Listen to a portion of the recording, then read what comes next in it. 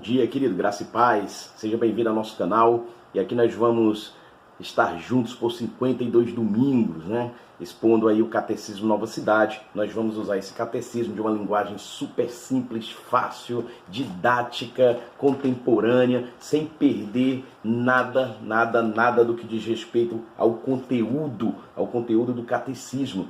E aí é importante você estar com sua Bíblia, com o seu catecismo e um delicioso café para que possamos começar o nosso estudo. Então vamos lá para a pergunta número 1. Qual é a nossa única esperança na vida e na morte? Nós vamos olhar para a Escritura em Romanos capítulo 14, dos versos 7 e verso 8, que diz o seguinte: porque nenhum de vós vive para si, e nenhum morre para si. Porque se vivemos, para o Senhor vivemos. Se morremos, para o Senhor morremos. De sorte que, ou vivamos, ou morramos, somos do Senhor. Que graça, Senhor, que maravilha nós podermos compartilhar a Tua palavra nesse dia, né, que é o dia do Senhor. Meus amados irmãos, precisamos olhar para as Escrituras, olhar para o mundo contemporâneo que nós estamos vivendo e estarmos alicerçados na verdade absoluta. As Escrituras são a verdade absoluta. E eu quero compartilhar com você 3 pilares dessa nossa fé, dessa nossa cosmovisão, que é o Deus Pai, o Deus Filho e o Deus Espírito. Olhando para as Escrituras, nós fomos redimidos por Deus, o Filho. Somos preservados por Deus, o Pai. E somos renovados por Deus, o Espírito Santo. Essa segurança da nossa fé é uma segurança gigantesca, que se você pudesse imaginar, está acima de qualquer expectativa, de qualquer raciocínio, de qualquer pensamento. Essa grandeza do Deus que nós servimos. E é interessante nós olharmos para essa grandeza e a partir logo de início, nós já elevarmos a nossa cosmovisão, a nossa segurança na salvação, a nossa segurança na eleição e a nossa segurança nessa preservação. Ou seja, aquele que começou a boa obra em vós há de terminar em Cristo Jesus. Ou seja, nós começamos não porque nós, de fato, tínhamos força para começar, mas porque o Senhor, assim, nos trouxe para essa vida, uma nova criação. É Ele que nos fortalece nesse caminhar e é Ele que vem buscar a sua igreja. Ou seja, queridos, nós estamos de fato nas mãos do Senhor. Pensando sobre isso, nós vivemos dilemas atuais, vivemos dilemas na qual nós devemos e estamos até se perguntando de onde vêm nossas tribulações, nossas angústias, e aí o ser humano tenta responder, e esse é o grande desafio dele, tenta responder quem é o homem. Ou seja, o problema é que nós estamos buscando respostas em lugares que nunca vão nos satisfazer e nunca vão preencher, de fato, a resposta correta. Nós precisamos ir às Escrituras para saber quem nós somos. Nós não somos um animal racional. Nós somos criaturas à imagem e semelhança de Deus. Fomos feitos por Deus, fomos feitos por uma forma tão especial, mas vivemos um dilema por causa do pecado, vivemos essas tribulações, vivemos essas angústias por causa do pecado. A própria criação, ela geme para ser redimida. E é interessante falar sobre redenção e é interessante falar sobre ser redimido, porque o ser humano dentro de si ele tem um senso de ser redimido constantemente. Vou dar um exemplo patético para nós, um exemplo super simples. Quando nós vamos completar os 18 anos, né? Eu já completei, quando você for completar os seus 18 anos, você vai sentir que está chegando a sua grande liberdade, você vai ser redimido de um cativeiro na qual você vivia. E você acha que os 18 anos vão te dar total liberdade de você fazer o que você quer. E aí você vai se frustrar, porque você vai, quando completar seus 18 anos, você vai saber que isso não é uma verdade. E é isso que vive o ser humano, isso é que vive a criação por causa do pecado. No fundo, mesmo sem ter esse entendimento, ela busca ser redimida. E aí é preciso entender que quem nos redimiu foi Cristo Jesus na cruz do Calvário, com uma obra vicária específica, única, perfeita, absoluta e que ninguém mais pode pensar em fazer ou completá-la. Ou seja, queridos, aquele que começou a boa obra em vós há de terminar em Cristo Jesus. É o Senhor que nos impulsiona a começar essa obra, é o Senhor que nos sustenta nessa obra e é o Senhor que vem nos buscar nessa obra. Então, queridos, olha, pensar diante das Escrituras sobre o mundo que nós vivemos, é interessante olhar para o Catecismo, e João Calvino, aqui nos comentários do Catecismo Nova Cidade, nos dá uma luz. Ele diz o seguinte: se nós, portanto, não somos de nós mesmos, mas do Senhor, está claro o equívoco que temos de evitar e o rumo que devemos dar a todos os atos de nossa vida. É interessante essa linha de pensamento formada, porque nós vivemos um equívoco de achar que nós somos de nós mesmos e que muitas vezes há um pensamento contemporâneo que nós não devemos satisfações a ninguém. E viver nesse sentido de não dar satisfação a ninguém é uma maneira de fugir da minha própria consciência, porque quando eu falo que não devo satisfação a ninguém, a minha consciência, ela se torna, de fato, mesmo que seja naquele momento, ela se torna livre de dar satisfação para alguém. Mas no fundo, nós sabemos que no nosso íntimo, não é? Ou seja, no nosso mais profundo pensamento, foi incutido em mim e em você que nós, sim, temos uma consciência do Criador. Ou seja, nós adoramos o Criador ou a criatura, mesmo o homem, por causa do pecado, suprimindo esse conhecimento de Deus, nós somos indesculpáveis diante de Deus. Por isso que eu falei do senso de alguém querer sempre fugir, ou ser redimido do cativeiro ao completar os 18 anos. Eu falei de uma coisa muito simples para que a gente possa entender por onde nós vamos caminhar nessa pergunta de número 1 do catecismo. Então, olhando para tudo isso, queridos, entender a palavra de Deus, entender o catecismo, como que nós podemos pensar em cuidar de nós mesmos, de desenvolver esse cuidado diante da palavra de Deus ou fora da palavra de Deus. Alguns caminham fora da palavra de Deus e outros caminham na palavra de Deus. Aqueles que caminham na palavra de Deus encontram, de fato, um refrigério, não para nossa satisfação, mas para saber que Deus, de tamanha competência, Ele nos satisfaz em Cristo Jesus. Ou seja, não nos satisfaz naquilo que nos faz bem, nos nossos prazeres, nos nossos deleites. E eu preciso entender isso olhando para as Escrituras, porque ser liberto do cativeiro não é esforço meu e seu, mas é uma verdadeira liberdade conquistada por Cristo Jesus, que foi na raiz do problema. Ele arrancou de fato, ele destruiu o pecado. Por isso que a nossa liberdade ela é em Cristo Jesus. A nossa autonomia ela é limitada. Cristo está sobre todos nós. Pensar sobre isso e olhar para aquele que derrotou o pecado e pagou a nossa dívida, nós temos aqui uma justificação. E aí talvez, olhando para os reformadores, eles vão tratar como uma justificação injusta, né? Ou seja, que é aquilo na qual nós não temos como pagar essa justiça, e o Senhor, na cruz do Calvário, de uma forma perfeita, morreu pelos nossos pecados, imputando em nós a sua justiça, nos declarando justos e carregando sobre ele os meus e os seus pecados. E aí nós podemos olhar para Isaías capítulo 53 e fazer uma visão muito clara sobre isso. Então pensar sobre isso de forma muito clara, olhar para essa beleza, olhar para tudo que o Senhor fez em cada um de nós e ver essa verdadeira liberdade, é isso que a gente precisa entender, essa natureza, não é? Ou seja, a própria criação que geme para ser redimida, e nós fomos redimidos pelo Senhor, ainda não por completo, não totalmente, só na consumação. Por isso há 4 pilares aqui: criação, queda, redenção e consumação. Olhar para esses pilares nos dá uma cosmovisão de vida. Então, queridos, a nossa vida ela está longe, de fato, de ser uma vida totalmente tranquila, uma vida de paz, até porque nós ainda vivemos e ainda estamos no mundo caído. Então, essas expectativas que muitas vezes têm se tornado ídolos em nossas vidas, olharmos para a situação atual e colocarmos nossas esperanças, sejam elas em governantes, sejam elas em nossos próprios intelectos, em nossos próprios conhecimentos, em nossas sabedorias, ela é de fato falsa, ela vai cair, porque nós tentamos nos assegurar naquilo que não vai nos dar segurança. A nossa liberdade partindo de Cristo Jesus, ou seja, só nele podemos caminhar e continuar felizes em nossa vida. Então, nós pertencemos a Cristo. Olha só, queridos, que conforto, meus amados, nós podemos buscar nas bênçãos na qual o Senhor nos preparou. Então, olhando para o catecismo e olhando mais um pouco aqui para as respostas e olhar para a nossa vida,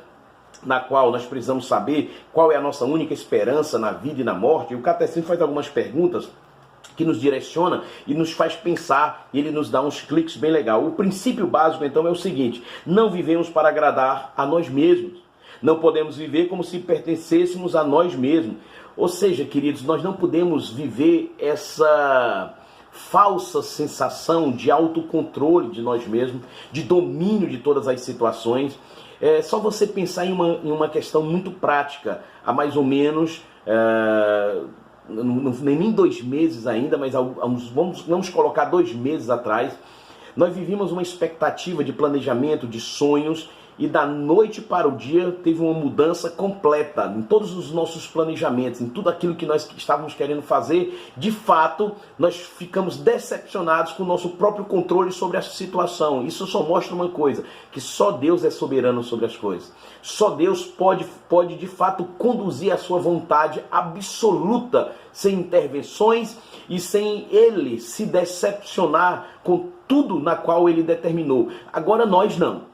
Nós não temos controle de nada. Tiago nos mostra que um determinado grupo de homens saíram e desejavam fazer negócio em uma cidade. Tiago vai chamar aqueles homens de tolos, porque eles falaram a seguinte frase: hoje nós iremos naquela cidade, vamos fazer bons negócios, vamos lucrar. E Tiago diz que eles são tolos, porque a nossa vida não passa de uma neblina, rápido ela vai passar. O que acontece é que nós devemos, diante de todas as nossas atividades e pensamentos e planejamentos e objetivos, é falar: se assim Deus permitir, se assim Deus quiser. É interessante que a própria Bíblia já ensina isso em vários textos. Fala que o homem, ele produz pensamentos, ele até pensa sobre isso, mas de fato, declarar aqueles acontecimentos acontecidos é vontade do Senhor. Então, meus amados irmãos, pensar sobre isso nos dá segurança, não nos humilha no sentido de sermos rebaixados. Nós não podemos ser mais humilhados do que nós já fomos por causa do pecado em nossas vidas.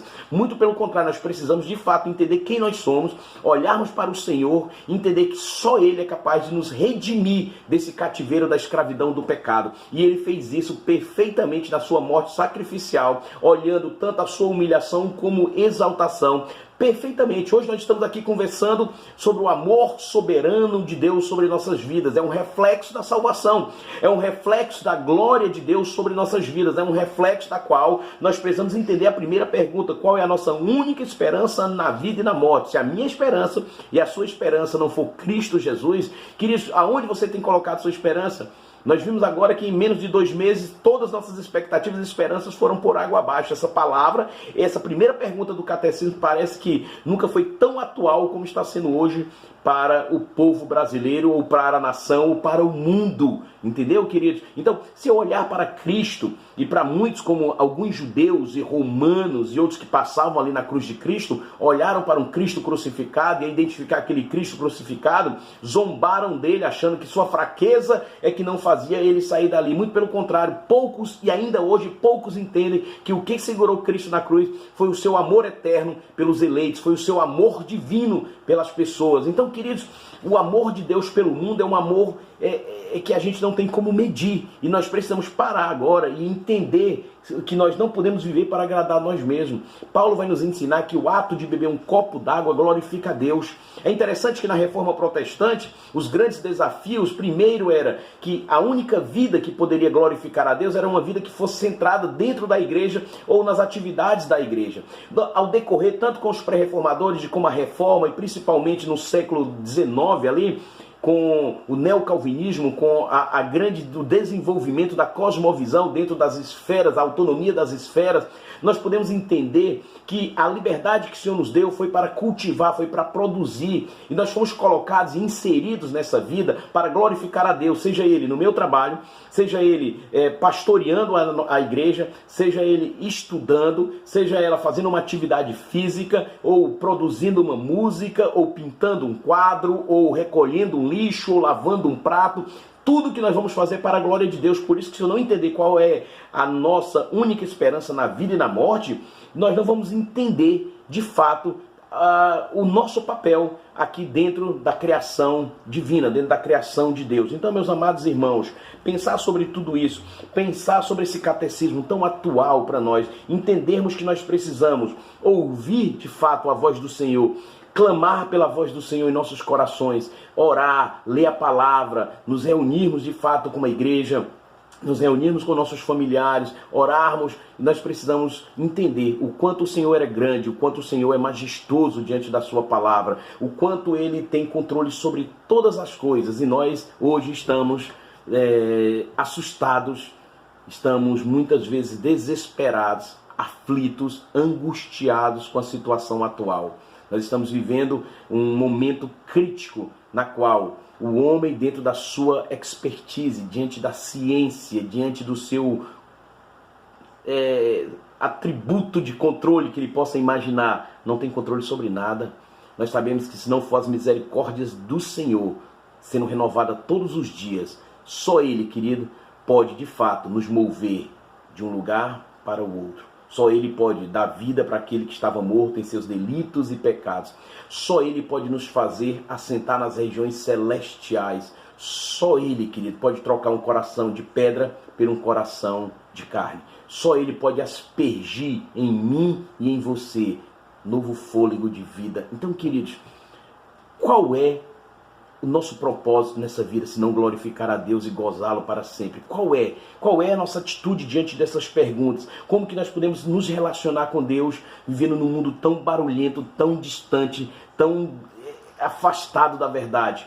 Porque o homem tem colocado em si a própria confiança, o homem tem colocado em si o próprio direito de arrogar a sua autonomia, a sua autoridade. Ele não entende, queridos, que de fato nós fomos conduzidos como pecadores por causa do pecado. Ou seja, nós vivemos na inclinação da nossa natureza, mas pela uma obra perfeita, o Espírito Santo do Senhor nos renovou, nos deu vida, impulsionando cada um de nós a caminharmos para a glória de Deus, a vivermos uma vida de santidade, na qual glorifique a Deus e da qual não traga para mim e para você nenhum mérito, mas sempre aponte para a cruz de Cristo. Então a vida do cristão, o pensamento do cristão, o pensamento daquele que foi resgatado das trevas e que ama o Senhor, é em todas as suas áreas, em todas as suas esferas, glorificar a Deus. Por isso que quando nós olhamos qual é a nossa única esperança na vida e na morte, capítulo 14, versos 7 e versos 8 de Romano vai nos ensinar: quer vivemos, quer morramos, que façamos isso para o Senhor. Então, em vida, nós precisamos nos alegrar em servir ao Senhor constantemente. Nós precisamos buscar o Senhor, não em um aspecto, mas em todos os aspectos em nossas vidas. Seja cantando, seja dançando, seja fazendo um esporte, seja orando, sendo lendo a palavra de Deus, sendo consertando um telhado, sendo lavando um prato. O que você e eu formos fazer, que seja para a glória de Deus. E isso deve estar no meu coração e no seu coração. Devemos ter corações inclinados para o Senhor e corações que peguem fogo quando ouvirem a palavra de Deus. Como faz falta nós olharmos para o Salmo, não somente como um hino ou como um cântico, mas olharmos como uma revelação de Deus, quando o salmista diz que como uma corça, não é? ele sente o cheiro, não é? E busca de fato o Senhor. É assim que nós devemos nos comportar e buscarmos Deus de uma forma tão grandiosa e tão graciosa. Então, meus queridos, o quanto é bom podermos compartilhar esse estudo e como você e eu podemos crescer, podemos melhorar, não é? Aquilo que nós até entendíamos que o nosso mérito estava em nossas ações, em nosso trabalho, em nossa expertise. Não que isso não tenha valor, isso tem valor, queridos, mas quando está em segundo plano, quando você faz as coisas para que você seja reconhecido, para que haja mérito naquilo que você faz, então você está colocando Deus em segundo plano. Agora, quando você entende que seu trabalho glorifica a Deus, que tudo que você coloca as suas mãos é para glorificar a Deus, que os cânticos que você canta na sua igreja é para glorificar a Deus, que o sermão que você prega é para glorificar a Deus, que o culto, a centralidade do culto, ele tem que apontar para Deus, que todo pensamento da igreja aponte para Deus, ou seja, há felicidade nisso, há uma alegria constante. Então, quando a gente pensar sobre isso, queridos, com certeza nós vamos ter e nós vamos fazer excelentes trabalhos, nós vamos pintar excelentes quadros, nós vamos compor excelentes músicas, porque tudo que nós estamos fazendo é para a glória de Deus. E tudo que é feito para a glória de Deus é feito com amor, é feito com dedicação e é feito com talento. A melhor atitude que nós temos em nossos corações é inclinar-se diante do Senhor e entender que nós vivemos para glorificá-lo. Então, queridos, que nós possamos nos alegrar no Senhor todos os domingos com esse estudo e que a nossa semana ela continue na presença do Senhor. Deus te abençoe e que você possa nos ajudar compartilhando e que a gente possa cada vez mais ter uma palavra séria e uma palavra na qual o nome do Senhor seja glorificado. Então fica aqui um grande abraço, um cheiro no coração de vocês e que Deus abençoe, queridos.